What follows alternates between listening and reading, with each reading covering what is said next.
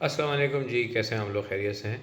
आज एक पेशेंट मुझे मिले और उन्होंने कहा कि मैं अभी कहीं गया हुआ था। वो पेशेंट डायबिटीज़ के पेशेंट हैं, उनको डायबिटीज़ है।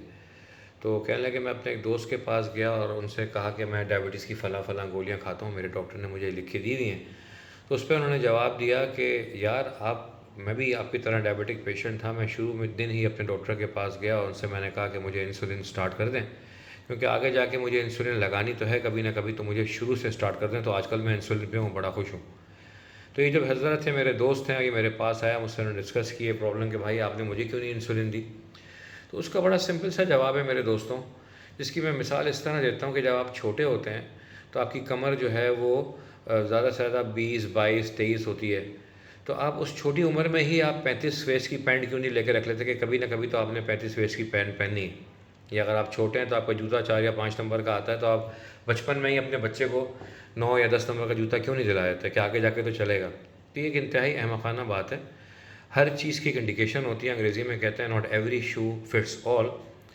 मतलब अगर एक पेशेंट है जिसकी शुगर्स इतनी ज़्यादा नहीं है कि वो इंसुलिन के लिए एलिजिबल है, उसका HbA1c 7.5-8 से ज़्यादा का नहीं है, उसकी फास्टिंग शुगर 150 से ज़्यादा नहीं है, उसकी रैंडम शुगर 210-215 से ज़्यादा नहीं है, तो क्यों उसको इंसुलिन स्टार्ट कराई जाए। इस वक्त जो है 2009 के बाद से जो WHO है उसने पाबंदी लगा दी तमाम डायबिटीज़ की दवाइयों के ऊपर, और कहा सिर्फ वही दवाई WHO अप्रूव करेगी जिसके कार्डियोवास्कुलर बेनिफिट्स होंगे। तो इस वक्त ऐसी दवाइयाँ आ गई हैं मार्केट के अंदर जो कार्डियोवास्कुलर बेनिफिट्स करती हैं, तो क्यों ना उन दवाइयों से आगाज़ लिया जाए। मेटफॉर्मिन है, SGLT2 इनहिबिटर्स हैं, तो ये वो दवाइयाँ हैं जिनसे कार्डियोवास्कुलर बेनिफिट्स होता है, तो उसको हम क्यों ना स्टार्ट करें। हाँ, कुछ दवाइयाँ ऐसी हैं जो लुबलुबे को जूस एक्सट्रैक्ट करती हैं, जिस तरह सल्फोनाइल यूरियाज़ हैं।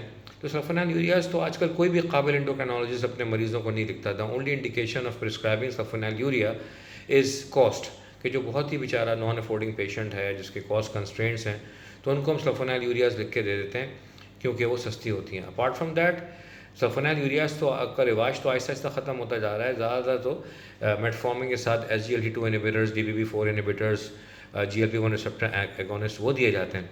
तो अगर दो दवाइयाँ आप डायबिटीज़ के पेशेंट को देते हैं मुँह से खाने वाली, और वो फेल हो जाएँ, तो फिर तीसरा स्टेप आता है इंसुलिन का, जिसके अंदर बेसल इंसुलिन होती है या बेसल बोलस हो सकती है, अलॉन्ग विद मेडिकेशंस और विदाउट मेडिकेशंस।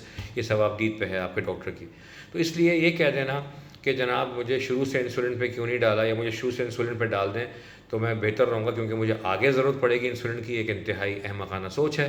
इस सोच से बचिए, अपनी मुँह से खाने वाली गोलियों के मज़े लीजिए जब तक आप ले सकते हैं, और ज़रूरी नहीं है कि आपको इंसुलिन लगे।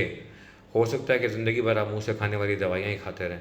तो इसलिए please be optimistic, never be pessimistic, और अल्लाह की ज़ात से अच्छी उम्मीद रखिए। शुक्रिया।